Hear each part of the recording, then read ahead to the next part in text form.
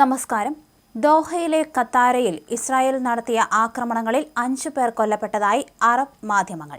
ഇവരെല്ലാം ഹമാസ് അംഗങ്ങളെങ്കിലും നേതൃത്വത്തിന്റെ ഭാഗമല്ലെന്നാണ് റിപ്പോർട്ടുകൾ.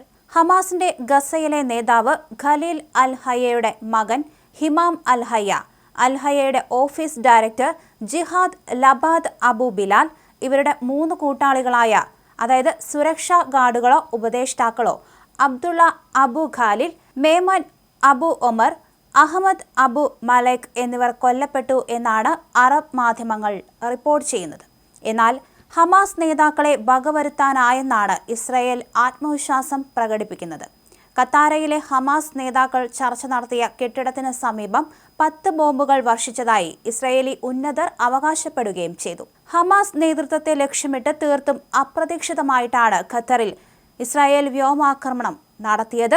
ഖലീൽ അൽ-ഹയ്യയെ കൂടാതെ ദോഹയിലെ ഹമാസ് ആസ്ഥാനത്ത് വെസ്റ്റ് ബാങ്കിലെ നേതാവായ സഹീർ ജബാറിൻ, അതുപോലെ തന്നെ ഹമാസ് ഷൂറ കൗൺസിൽ തലവൻ മുഹമ്മദ് ദർവിഷ്, ഹമാസിന്റെ വിദേശകാര്യ തലവനായ ഖാലിദ് മഷാൽ എന്നിവർ ഉണ്ടായിരുന്നതായി ടൈംസ് ഓഫ് ഇസ്രായേൽ റിപ്പോർട്ട് ചെയ്യുന്നുണ്ട്.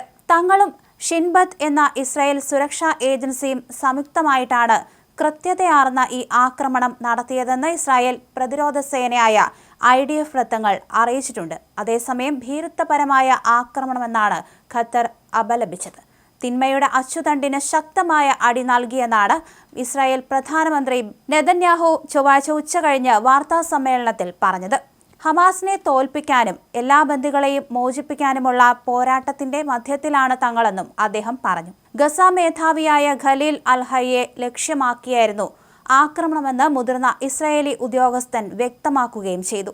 ഡൊണാൾഡ് ട്രംപിന്റെ വെടിനിർത്തൽ നിർദ്ദേശങ്ങൾ ചർച്ച ചെയ്യാനായി ചേർന്ന യോഗത്തിൽ പങ്കെടുത്തവരെയാണ് ഇസ്രായേൽ ആക്രമണത്തിൽ ലക്ഷ്യമിട്ടതെന്ന് ഹമാസ് ആരോപിച്ചു. അതേസമയം ആക്രമണത്തെ തുടർന്ന് ഇസ്രായേൽ പ്രധാനമന്ത്രി നെതന്യാഹു ഖത്തർ പ്രധാനമന്ത്രി Sheikh Mohammed bin Abdulrahman bin Jassim Al Thani എന്നിവരുമായി US പ്രസിഡന്റ് ഡൊണാൾഡ് ട്രംപ് ഫോണിൽ സംസാരിച്ചു.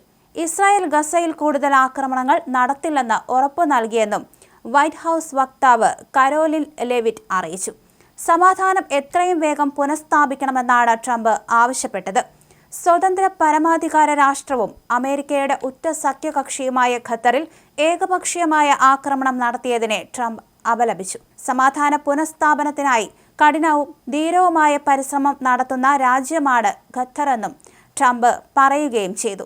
അമേരിക്കയുടെയോ ഇസ്രായേലിന്റെയോ ലക്ഷ്യങ്ങളെ ഈ ആക്രമണം മുന്നോട്ട് കൊണ്ടുപോകുന്നില്ലെന്നും പ്രസിഡന്റ് പറഞ്ഞു. ഇനി ഇത്തരമൊരു ആക്രമണം ഖത്തർ മണ്ണിൽ ഉണ്ടാകില്ലെന്ന് ട്രംപ് ഖത്തർ അമീറിന് ഉറപ്പു നൽകുകയും ചെയ്തു.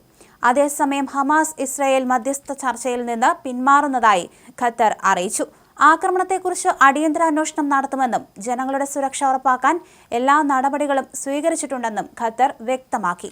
ഇത്തരം ക്രിമിനൽ കടന്നാക്രമണങ്ങൾ ഒരു കാരണവശാലും ഖത്തർ അംഗീകരിക്കില്ല. ഇസ്രായേലിന്റെ ഭീരുത്വമാണ് ഇത് വെളിവാക്കുന്നത്. ഖത്തറിന്റെ പരമാധികാരത്തിന് വെല്ലുവിളി ഉയർത്തുന്ന പ്രവർത്തനങ്ങൾ ഒരിക്കലും അംഗീകരിക്കില്ല. വീണ്ടും വിചാരമില്ലാത്ത ഇസ്രായേലിന്റെ ഇത്തരം പ്രവർത്തനങ്ങളോട് സഹിഷ്ണുത പുലർത്താൻ ഖത്തറിനാകില്ല, ഖത്തർ വിദേശകാര്യ മന്ത്രാലയം പ്രസ്താവനയിൽ അറിയിച്ചു. ഇസ്രായേൽ പ്രതിരോധ സേന പുറത്തുവിട്ട പ്രസ്താവനയിൽ ഒക്ടോബർ 7 കൂട്ടക്കൊലയ്ക്ക് ഉത്തരവാദികളായ ഹമാസിന്റെ ഉന്നത നേതൃത്വത്തെ ലക്ഷ്യമിട്ടാണ് ആക്രമണം നടത്തിയതെന്ന് അറിയിച്ചു. സാധാരണക്കാർക്ക് നാശനഷ്ടം സംഭവിക്കുന്നത് ഒഴിവാക്കാൻ കൃത്യമായ വെടിക്കോപ്പുകളും രഹസ്യാന്വേഷണ വിവരങ്ങളും ഉപയോഗിച്ചതായും ഹമാസിനെതിരെ ശക്തമായി നടപടിയെടുക്കുമെന്നും IDF വ്യക്തമാക്കുകയും ചെയ്തു.